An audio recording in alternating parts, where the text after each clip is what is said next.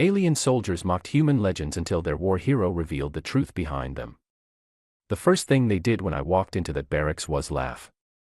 Not quietly, not politely, not the kind of laugh you swallow when a superior walks in. It was open, easy, and aimed directly at me. Lieutenant Drex of the Corps Guard was standing at the head of the room with a datapad in his hand, and he was reading from it like it was a comedy script. The other soldiers, 4 alien species I had spent 6 months studying in briefing rooms back on Earth, were watching him perform. I dropped my kit bag on the bunk nearest the door. It hit the floor hard. Nobody stopped laughing. "Sergeant Voss," Drex said, not looking up from the pad. "You arrived just in time. I was educating your new teammates about human military culture." I sat on the edge of the bunk. "Good," I said. "Then I won't have to." He looked up then. His eyes were pale gold, the way all Corran eyes were, and they had a sharpness to them that most people mistook for intelligence and a few people mistook for cruelty. It was neither, really. It was just the way their faces were built. "Your people lost 300 soldiers holding a mountain pass," he said. "Against an army of hundreds of thousands. And you call this a legend?" "We do," I said. "They lost," he said again, slower, as if I had missed the point. "Yes. And you teach this to your children?" "We do." He set the pad down on the table in front of him and spread his hands wide, looking at the room. The Drevathi soldier nearest me made a sound deep in his chest that was the equivalent of a chuckle. The 2 Narif soldiers in the far bunk section exchanged a look. Kale, the single Thressi in the unit, said nothing, but his membrane flickered briefly, which was how they showed amusement. "There is also one called the Alamo," Drex continued, picking the pad back up. "Fewer than 200 soldiers. Thousands of enemies. Every defender killed." He paused. "A legend." "Yes," I said again. "And one called Dunkirk, where your army retreated completely across the sea." "Yes." "And one called the Charge of the Light Brigade, in which cavalry rode directly into artillery and were almost entirely destroyed." "Yes." "And you call these," he said, gesturing with the pad, "your greatest stories." I looked at him for a moment. The laughter in the room had settled into grins, into the comfortable satisfaction of a joke that had landed well. I did not feel angry. I felt something quieter than that, something I had no good word for in any language I knew. "I do," I said. "Every one of them." He shook his head, smiling. "Charming," he said. "Humans turn their defeats into myths. It is charming." The word charming landed the way he intended it to land. Not as a compliment. As a pat on the head. I pulled my kit bag up onto the bunk and started unpacking. Behind me, the room settled into the ordinary noise of soldiers at rest. Equipment checked, cards dealt, quiet conversations in 3 or 4 languages at once. I did not explain myself. I did not argue. I noted who laughed the loudest. I noted who did not laugh at all. Commander Tailvrith had not laughed. He was standing at the far end of the barracks near the window when I arrived, and I had registered him immediately the way you register a presence that has weight to it. He was tall even by Corran standards, with the silver shoulder marks of a senior officer and the quiet stillness of someone who had spent decades making decisions that cost lives. 31 years of service. 7 confirmed campaigns. The kind of record that other soldiers, regardless of species, talked about in the tone they reserved for things they could not quite explain. He had watched me through the whole exchange with Drex. Not with amusement. Not with sympathy either. Just with attention, the kind that does not need to announce itself. When our eyes met, he did not look away. He nodded once, slowly, and then went back to looking out the window at the flat gray plains of Keth 4. I finished unpacking. I made my bunk. I ate dinner with the unit without speaking much, listening to the rhythms of their speech, the way they addressed each other, the things they found funny, the things they went quiet around. Drex dominated the table the way natural performers always do, loud and warm and generous with his attention, the kind of person everyone liked automatically and nobody thought to examine too closely. The Drevathi soldier's name was Orn. He was 3 times my mass and spoke in a low rolling cadence that translated as measured and deliberate. He had been polite to me in the way large and confident beings are polite to small ones. Careful. Considerate of the gap. The two Naraf soldiers were Yethi and Sar, a bonded pair in the Naraf tradition, which meant they had trained together since childhood and communicated in half-sentences and gestures as fluently as other people spoke. They were quiet around outsiders. They watched everything. Kale, the Thressi, ate alone. I went to bed listening to the sounds of an alien barracks at night, the breathing of creatures whose biology I knew from a file and whose habits I was only beginning to learn, and I thought about the data chip I had brought from Earth tucked into the inner pocket of my jacket. The one with 3,000 years of military history on it. Not tactics. Not strategy. History. The kind that starts with a failure and ends with what people chose to do about it. I fell asleep before I finished the thought. The simulation the next morning lasted 4 minutes and 32 seconds for the unit as a whole. For me personally, it lasted 1 minute and 58 seconds before I was tagged out by a Naraf simulation marker from a position I had not accounted for. Drex looked pleased. Not cruelly pleased. Just confirmed pleased, the expression of a person whose expectations have been met. Rear observation in the next run, he said to me. Not unkindly. Just practically. Understood, I said. I sat in the observation zone and watched the rest of the simulation play out. I watched Drex move. I watched Orn position. I watched Yethi and Sar work the left flank in the bonded synchrony that made them one of the most effective small unit pairs in the Coalition database. I watched Kale work the edges, always the edges, never committing to a center. I watched Tailvrith command. He was precise. Economical. He made decisions 2 steps ahead of where the simulation pressure was, and he was right every time, because the simulation was built on Coalition doctrine, and Coalition doctrine was what Tailvrith had spent 31 years mastering. He was the best I had ever watched at the game as it was currently designed to be played. The simulation ended with a Coalition victory. Clean and decisive. I said nothing. I made notes. That night, I found a data chip on my bunk that had not been there that morning. No label. No note. I plugged it into my reader and found a partial translation of a Koran oral epic, one of the ancient ones, the kind recited at military ceremonies. I read it for 2 hours before lights out. The hero in it never doubted. He never bled. He never chose a fight he was not already certain he could win. Every decision he made was correct. Every enemy he faced was defeated. The story moved from triumph to triumph in a straight bright line, and when it ended, he was exactly who he had been at the beginning, only more confirmed in it. It read like a manual. It read like proof of something. I lay in the dark and thought about that for a long time, and somewhere outside the window, the wind moved across the gray plains of Keth4, and it sounded, for just a moment, like something very far from home. The cultural exchange session was scheduled for the 3rd day. It was a standard Coalition procedure for joint units, designed to reduce friction and build what the briefing documents called mutual understanding. In practice, it meant sitting in a conference room for 3 hours while everyone took turns presenting their heritage, their traditions, and their legends. The Koran went first, because Drex volunteered before anyone else could speak. He stood at the front of the room with the easy confidence of someone who had given this presentation before, and he told the story of Varith the Unbroken, the greatest hero in Koran military history. Varith had led the defense of the Koran homeworld against the Drev Collective 300 years ago. 40 campaigns, not a single defeat, and at the end of it, a peace negotiated from a position of such overwhelming strength that the Collective had agreed to every term. Clean. Decisive. Victorious. The Drevathi presentation was shorter. Orn stood, spoke for 8 minutes in his low rolling cadence, and described a series of territorial expansions that his people framed as defensive actions. Every expansion had been successful. Every enemy had been absorbed or repelled. The Drevathi had never, in their recorded history, lost a war they had started.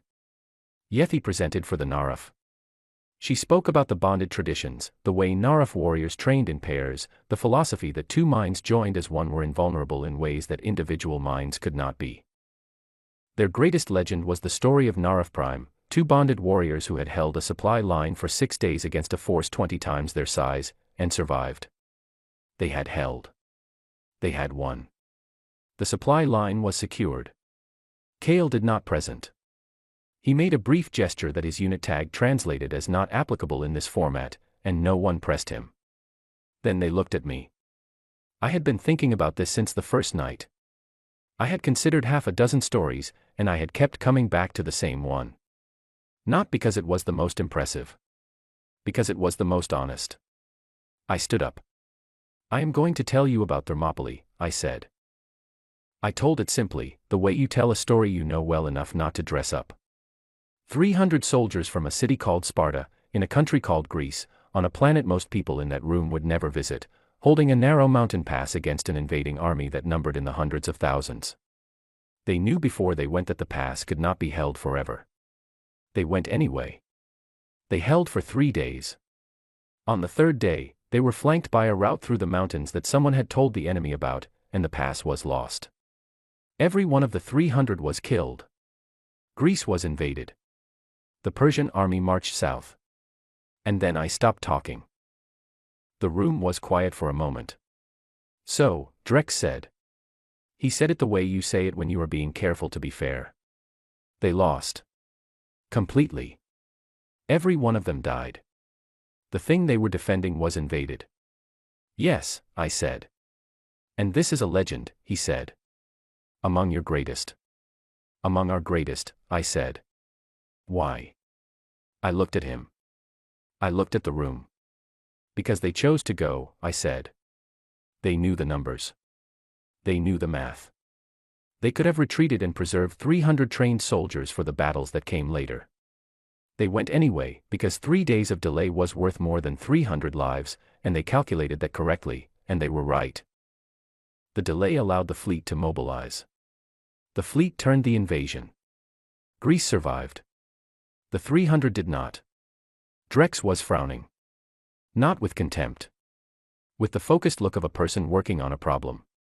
But they still lost, he said. Yes, I said. That is why it is a legend. Not because they won. Because they chose their loss deliberately, with open eyes, and they made it count. That is not victory, Drex said. No, I said. It is something different from victory. We have a word for it. Several, actually. Sacrifice is one. Courage under certainty of loss is another. We have been collecting words for this for 3,000 years because we have needed them. The room was not laughing. That was new. Yethi was watching me with her large dark eyes and her very still face, and I had learned enough about Narif body language by then to read what that stillness meant. She was processing something. Filing it away. Orn had set down the object he had been turning in his hands all session and was sitting with his hands flat on the table. Drex shook his head slowly. I understand the tactical argument, he said. The delay was worth the cost. That is standard calculation. But you are not telling this as a tactical story. You are telling it as a story about character. About the men who died. Yes, I said. Because they are both the same story. He looked at me for a moment longer. Give me another one, he said. I gave him Dunkirk. I told it calmly. A retreating army. Hundreds of thousands of soldiers cut off at the edge of the sea with the enemy closing from every direction. No way out. No military force large enough to extract them. And then, ordinary people. Civilians in fishing boats and passenger ferries and pleasure craft, crossing a dangerous stretch of water under fire, again and again, for 9 days, until over 300,000 soldiers had been brought home. The army came home without most of its equipment, without its vehicles, without a single inch of the ground it had been sent to defend. By every military metric, it was a complete defeat. And yet every soldier who stepped off a boat onto English soil knew that they had not been abandoned, that their people had crossed the water for them in fishing boats, that being worth saving was not conditional on winning. They went back, I said. All of them. For years later, they went back across the same water and they did not stop until it was over. The room was very quiet. Drex was looking at the table. Tailvrith had not moved from his seat at the back of the room. He was watching me with that same quality of attention I had noticed on the first day. Still. Focused. Not amused and not dismissive. I had one more. I told them about the charge of the Light Brigade, not to glorify it, but to show what it meant. A cavalry unit ordered into an impossible position by a command failure, riding into artillery, knowing it was wrong, going anyway because the order was given. Terrible losses. A catastrophic mistake. And then, 100 years later, a poem about it that every British schoolchild could still recite, not because the charge was wise, but because those men had gone anyway, and there was something in that stubbornness, in that terrible human willingness to obey even when obedience was fatal, that a nation had decided was worth remembering. Not to celebrate the mistake, I said. To understand what people are capable of. To make sure it never happens without someone knowing what it costs. Drex looked up at me. You remember your mistakes, he said. Slowly. Like he was testing the idea. We name them, I said. We carve them in stone. We put them in songs and teach them to our children. Because if you forget a mistake, you don't learn anything from it. You just make it again. Yethi spoke for the first time in the session. Narafban stories also remember failures, she said quietly. But they are told as warnings. Not as pride. Ours are both, I said. That is what makes them hard to explain. No one laughed. Drex turned the datapad over in his hands twice, then set it face down on the table. Tailvrith spoke, low and precise, from the back of the room. Sergeant Voss. I have one question. I looked at him. The 300 at Thermopylae, he said. Did they know, before they went, that they would not come back? Most of them, I said.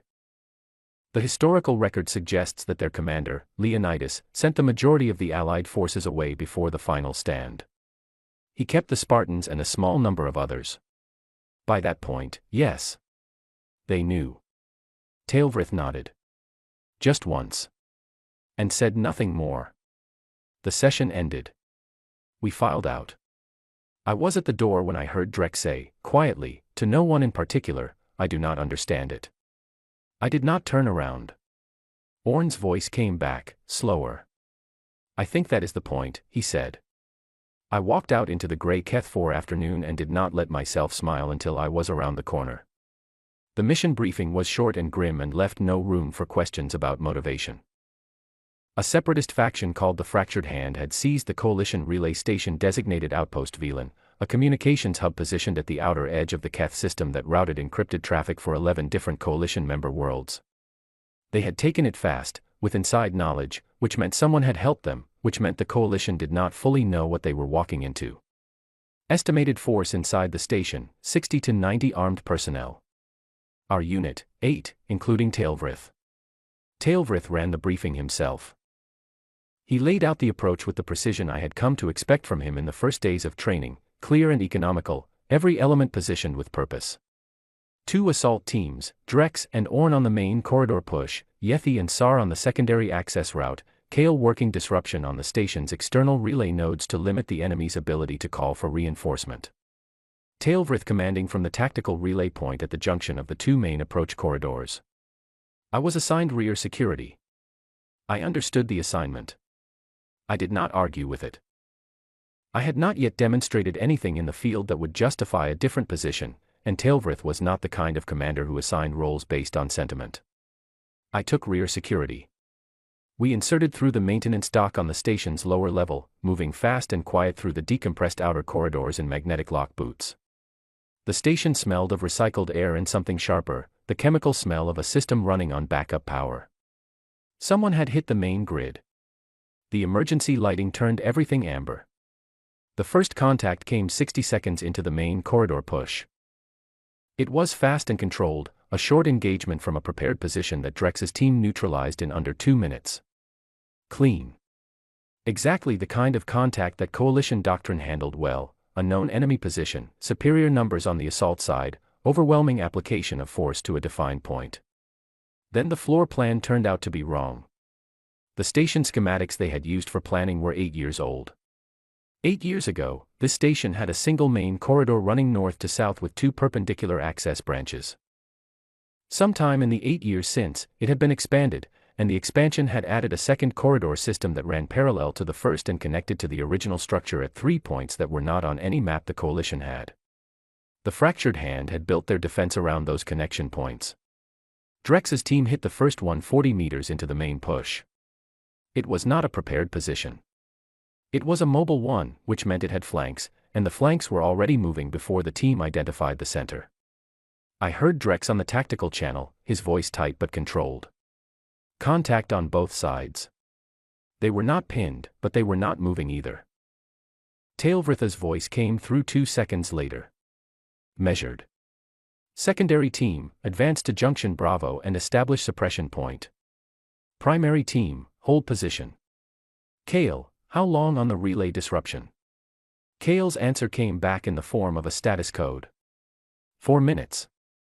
4 minutes for a team that had already taken 2 injuries and was holding against pressure from 3 directions. Coalition doctrine, in a situation where casualty probability exceeded a defined threshold and an alternative extraction route was available, said to pull back. Tailvrith knew that. Everyone on that channel knew that. The math was visible to anyone who ran the numbers. I was at the rear of the insertion corridor with a clear line of withdrawal behind me and a full magazine in my weapon and nothing in front of me but the amber-lit passage leading forward, and I ran the numbers the same way everyone else did. And then I thought about something else. There was a section of the station on the schematics that no one had assigned to the plan because the schematics listed it as structurally compromised. A maintenance access shaft running along the exterior of the north corridor, parallel to the main push route, offset by 8 meters.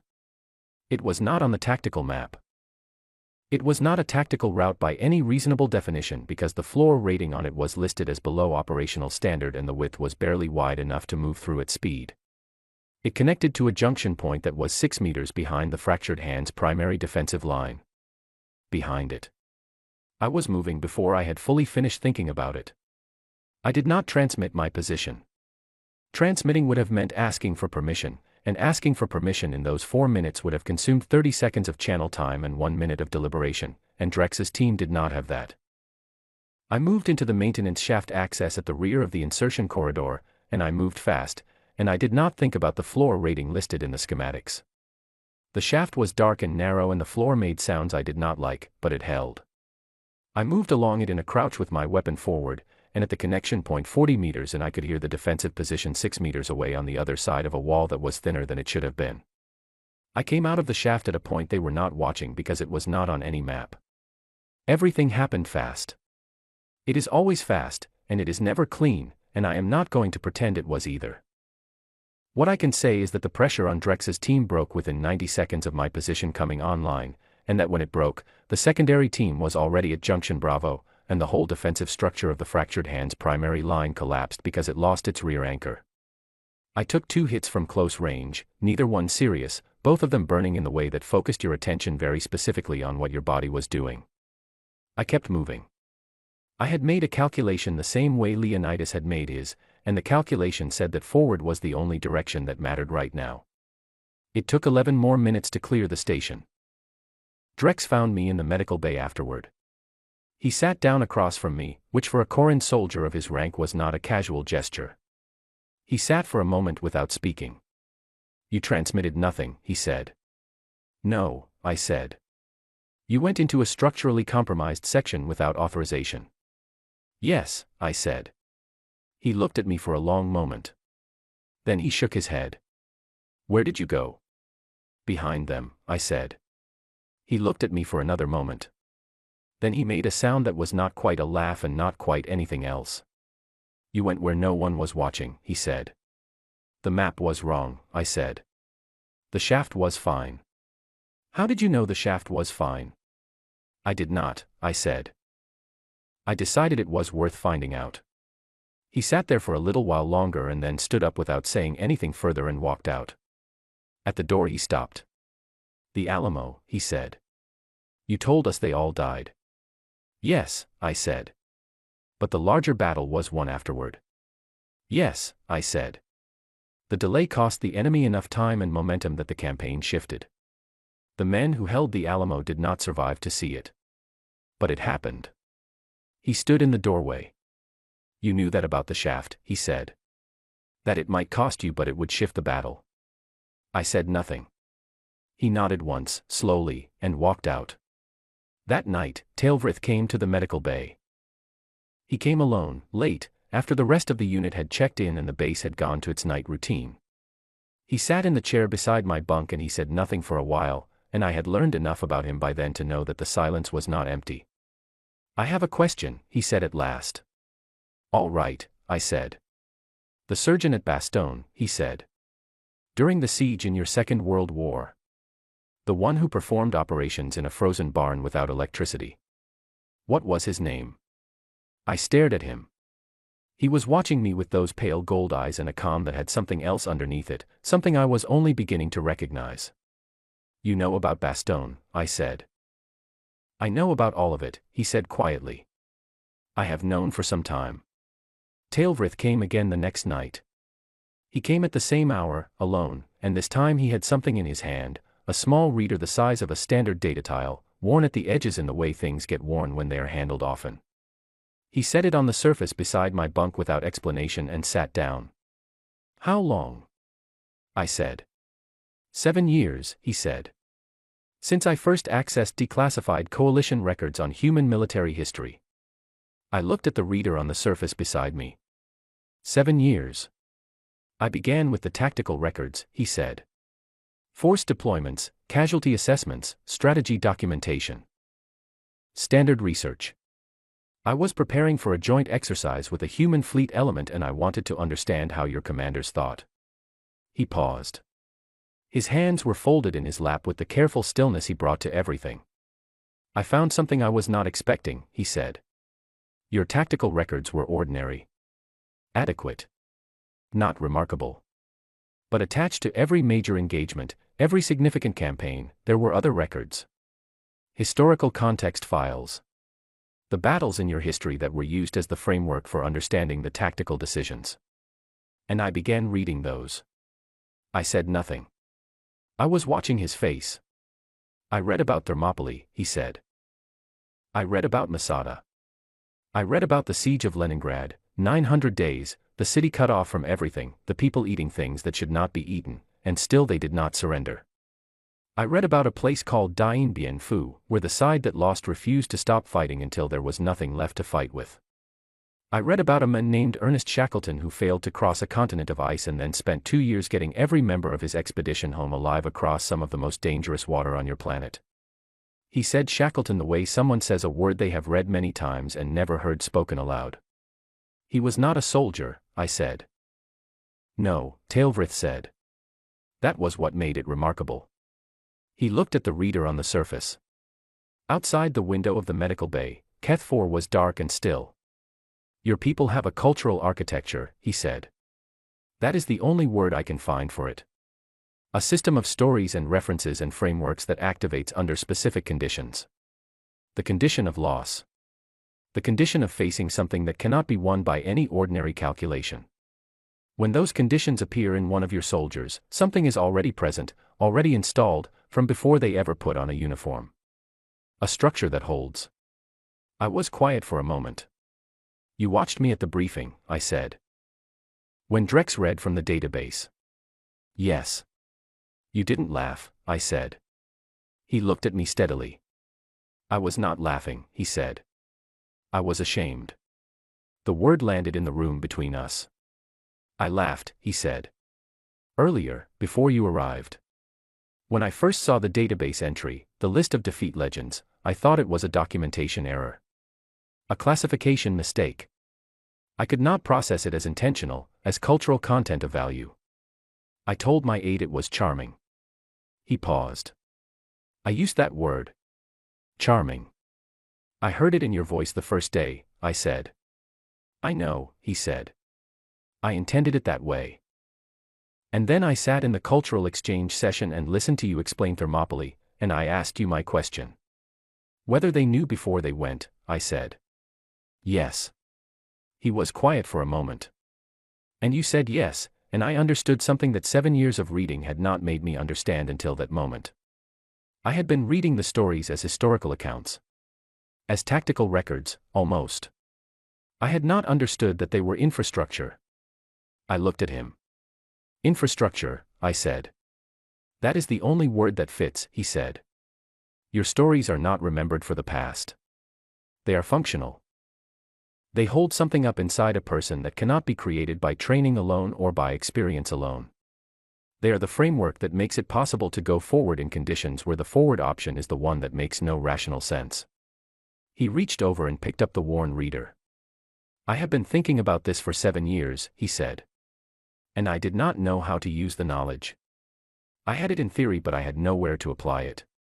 My career, my experience, the entirety of my training was built on winning. On situations where the math supported forward action.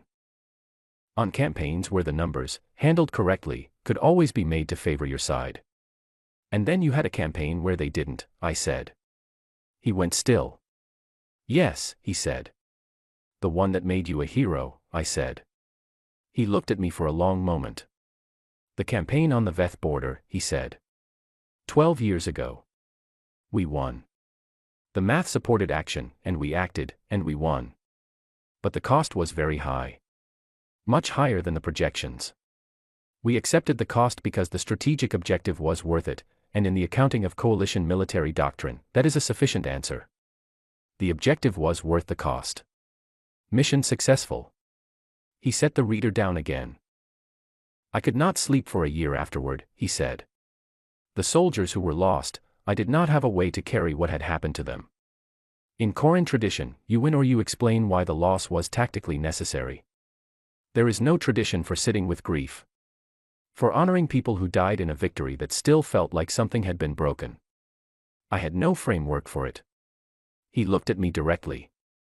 Your soldiers carry grief as part of their equipment, he said. From childhood. They are given stories that teach them that loss is survivable and worth honoring and not the end of the story. And they arrive in the field with that already in place, and it means that when something costs them something, they do not break. They absorb it and they keep going. I thought about the data chip I had brought from Earth. 3,000 years of military history. All the times we had lost and kept going and lost again and kept going again. We had to learn it somehow, I said. Our history gave us enough losses that we had to develop a way to survive them. It was not designed. It evolved. I know, he said. That is what makes it difficult to transplant. It grew inside your culture over centuries. You cannot hand it to another species and expect it to take root in a generation. No, I said. But it can be taught, he said. Partially. Incompletely. Better than nothing. I looked at him. You have been thinking about this for a long time, I said. Since Drex read from the database, he said quietly. And before that. Since I first read about Leningrad and understood that a city could choose, collectively, to simply not stop. He stood up. He picked up the reader. Your medical officer has cleared you for light duty tomorrow, he said. Get some sleep. He walked to the door. Commander, I said. He stopped. The surgeon at Bastogne, I said. His name was John Pryor. Tailvrith was quiet for a moment. Thank you, he said. And then he was gone. The next morning, when I came to breakfast, Drex was sitting at the far end of the table with a reader of his own, and he looked up when I sat down, and he said, without preamble, tell me about a place called Rorke's Drift. I set down my cup. You looked it up, I said. I did not fully understand it, he said. 150 soldiers. 4,000 attackers. 17 hours. They held, I said. They held, he repeated. Why? The math says they should not have held. I thought about how to answer that. Because they decided they were going to hold, I said. The math was what the math was. The decision was different from the math. Drex looked at me for a long moment. The decision was different from the math, he said slowly. Yes, I said. He looked back down at his reader. Turned it over once in his hands. I think, he said, very carefully, that I have been solving the wrong problem for my entire career. I said nothing. I have been asking, every time, whether the math supports action, he said. And you are telling me that sometimes that is the wrong question. I am telling you that sometimes it is not the only question, I said. There is also the question of what happens if you don't act. What is lost? What cannot be recovered? Sometimes the math says to pull back and the pullback costs you more than the math accounts for. He was quiet for a long moment. You went into the maintenance shaft, he said. Yes, I said. The math said it was structurally compromised. The math was working with old information, I said. I decided to collect new information personally. He almost smiled. Yethy, across the table, set down her cup carefully and looked at me. In the Naraf bond tradition, she said, there is a story about a bonded pair who held a river crossing for 2 days against odds that made no sense. They were both seriously injured. They did not call for withdrawal. When the relief force arrived, they were still holding. She paused. We tell this story as a warning about judgment. About the risk of holding past the point where holding serves a purpose. We would tell it as a legend about loyalty, I said. About what it means to hold for someone else. Yethy was quiet. The same story, she said. The same story, I said. Different frame. She looked at Sar, who had been listening with his characteristic stillness. They exchanged something between them that had no words, the bonded communication that moved too fast and too privately for outsiders. Then Sar spoke, which he did rarely and always with precision. Our frame teaches us when to stop, he said. Your frame teaches you what to do when stopping is not possible. Yes, I said. These are not opposed, he said. No, I said. They are not. You need both. Tailvrith walked into the room then, poured himself something from the unit dispenser, and sat at the head of the table. He looked at the faces around him and said nothing. Orn spoke from the far end. Voss, he said in his slow rolling way. Tell us about the men called Shackleton. I looked up and down the table. Every face was turned toward me. Kale's membrane was still for once. I set down my cup and I began to talk. The second mission came without warning, the way second missions always do. One morning you are at breakfast learning to explain Ernest Shackleton to a Drevithi soldier with the patience of a mountain, and by noon the same day you are standing in a briefing room looking at a tactical map that makes everyone in the room go very quiet. A Koran colony world called Varith 7. Population, 120,000. Mostly civilians, mostly families of coalition military personnel, which was why the Fractured Hand had chosen it. They had established a siege perimeter around the colony's primary settlement 3 days ago. They were not bombing. They were not assaulting. They were waiting, cutting off supply routes, starving the colony's power grid, letting the equation develop at its own pace. The coalition high command's assessment was straightforward. Relief was possible. A force large enough to break the siege could be assembled within 6 weeks. The colony's survival reserves were calculated at approximately 4 weeks. The math said the colony would not survive long enough for the relief force. Coalition doctrine in this situation was equally clear. You did not commit an undersized force against a prepared defensive perimeter. You did not accept a high-casualty engagement when the strategic outcome was uncertain. You documented the loss, you analyzed the failure, and you made sure it did not happen again. Tailvrith stood at the front of the briefing room and he looked at that doctrine, and he was quiet for a long time. Then he looked at Drex. Drex was looking at the map.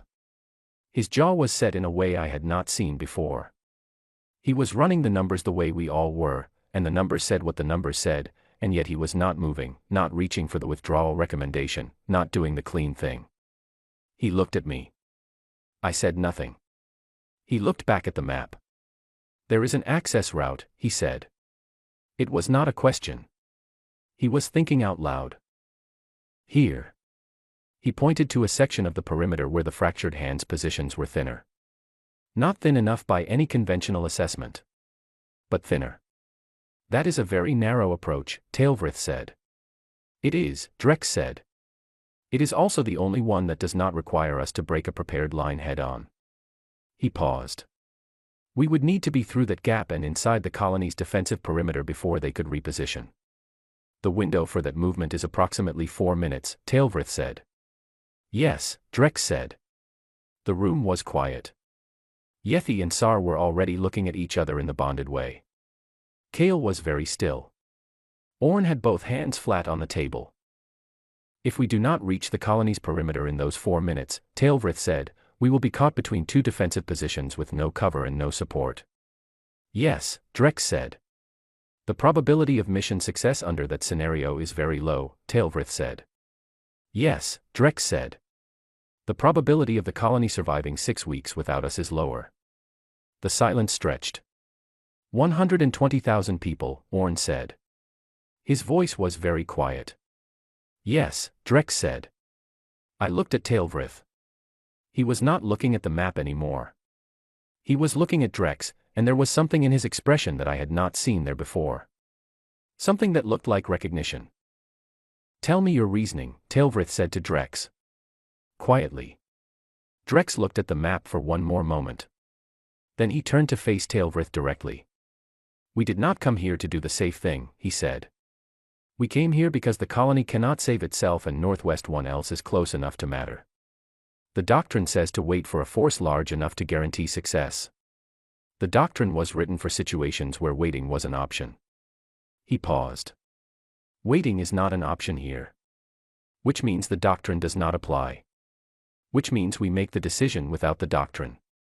Tailvrith was still. Where did you learn to think like that, he said. Drex looked at me.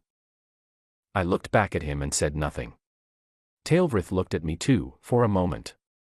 Then he looked back at the map. Transmit the plan to High Command, he said. I will handle the authorization. The transmission took 4 hours and 3 escalations before it reached an admiral senior enough to make the call.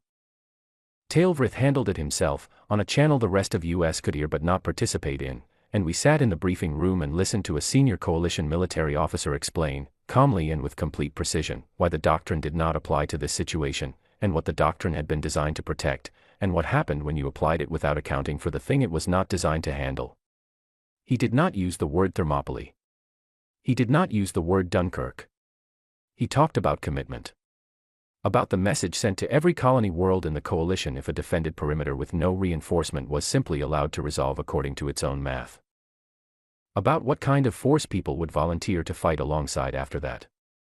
About the irreplaceable value, impossible to calculate in a casualty projection, of being the kind of military that comes for you.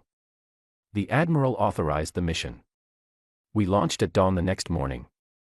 I am not going to tell you it went cleanly, because nothing goes cleanly, and if you have read this far you already know that clean was never the point.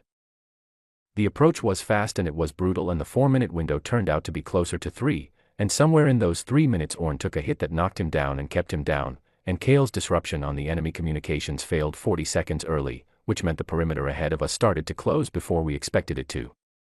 Yethi and Sar did something in those 40 seconds that I am still not fully able to describe. They split, which bonded Naruf soldiers almost never do in contact, and they took the 2 flanks of the closing position simultaneously, and they did it in the kind of total synchrony that people who have trained together since childhood and know each other at a level beyond language are capable of, and the position did not fully close. We went through. Drex took a hit on the far side of the gap, in the corridor inside the colony's perimeter, and he kept moving, and he did not say anything about it until we had secured the corridor's entry point and established contact with the colony's defense coordinator. I found him sitting against the corridor wall after the first confirmation transmission, with his hand pressed against his side and his breathing measured in the deliberate way of a person who is managing pain through sheer discipline. You should have called that out, I said. After, he said. There was an after. I wanted to make sure there was an after. I sat down next to him on the corridor floor and waited for the medic. Rourke's drift, he said. Yes, I said. They knew there was going to be a fight, he said. They did not know there was going to be an after. They just held. Yes, I said. And there was an after, he said. There was an after, I said. He nodded, slowly, with the careful movement of someone who had learned not to move too fast. It helps, he said. Knowing there was an after. That is why we tell the stories, I said. Not because the people in them survived. Most of them did not. Because knowing they did not quit means that quitting is a choice, not an inevitability. And if it is a choice, you can choose differently. Drex was quiet for a moment. The medic arrived and he submitted to treatment with the patience of someone who had decided the fight was over for today. I owe you an apology, he said without looking at me. From the first day. You were working with the information you had, I said. I was working with no information, he said. I looked at your legends and I saw defeat. I did not look far enough. You looked far enough today, I said. He looked at me then. You knew I would, he said. I thought about that. I hoped, I said honestly. I did not know. He almost smiled. Human answer, he said. Yes, I said. The colony held for 9 more days until the relief force arrived. We held with it. The casualties were real and the cost was not clean, and nobody who came out of that corridor would pretend otherwise. But 120,000 people were there for the relief force when it landed, and the settlement was standing, and the fractured hand had retreated to positions they could not hold indefinitely, and 6 weeks later the whole campaign folded. The after-action debrief happened in a coalition command facility 3 weeks following our extraction, in a room full of officers more senior than any of us and with a formality that the mission itself had not had. Tailvrith presented. He was precise and complete, the way he always was, and he covered the tactical decisions and the approach calculation and the deviation from standard doctrine with the same calm clarity. At the end, the admiral who had authorized the mission asked him directly what had changed in the unit. What had produced the decision to propose the mission in the first place? What was different? Tailvrith was quiet for a moment. He looked at the admiral. He looked at the officers arranged around the room. He looked, briefly, at me in the row of unit personnel seated along the wall. We gave them better stories, he said. The room was quiet. I do not fully understand, the admiral said. Neither did I, Tailvrith said, until recently. He did not elaborate further and no one pressed him, and the debrief continued and eventually ended, and we filed out into the corridor where the overhead lights were white and flat and the air tasted of recycled nothing. Drex fell into step beside me. Better stories, he said. Yes, I said. He is right, Drex said. I know, I said. I would have made the retreat recommendation, he said. Before. I would have done the calculation and made the recommendation and it would have been correct by every metric I had. And those people would have died. He said it plainly, without drama. It was not self-pity. It was an honest assessment. You didn't, I said. You changed something, he said. I do not fully understand the mechanism. You looked at the map and you thought about what it would cost to leave, I said. Not what it would cost to go. What it would cost to leave. Your whole career, you have been calculating the cost of going. You added a second variable. He thought about that. The cost of leaving, he said. 120,000 people, I said. The knowledge that you could have gone and you did not. The message it sends to everyone else who might need you someday. The kind of force you become if you leave. Those are not tactical variables, he said. No, I said. They are not. He was quiet for a while as we walked. Then what are they, he said. I thought about how to answer that. About 3,000 years of history, all the times we had done the impossible thing and paid the cost and made it count anyway, all the stories we had collected and named and carved in stone and put in the mouths of children so they would grow up knowing that some things were worth the cost before they ever had to decide if they were. They are what you are fighting for, I said. Past the mission. Past the math. The thing underneath that the math sits on top of. He stopped walking. I stopped too. He stood there in the white-lit corridor of the Coalition Command Facility, a Corin officer who had laughed at my people's legends on the first day of our assignment, and he looked at something I could not see. I think, he said slowly, that I have been a very good soldier my whole career. Yes, I said. And I think that is not the same thing as what you are describing. No, I said. It is not. But it is not opposed to it either. You can be both. He looked at me. Can you teach me, he said. I thought about that. I can tell you stories, I said. The rest is yours. He nodded. We walked the rest of the way in silence, and it was not uncomfortable silence. Back at the temporary quarters assigned to the unit, I found my bunk and sat on the edge of it and let myself be tired in the way you cannot afford to be tired during an operation, the full weight of the last week settling into the muscles and the bones and the spaces behind the eyes. On the surface beside my bunk there was something new. A data tile, set there while I was in the debrief. I picked it up. It was a transcription.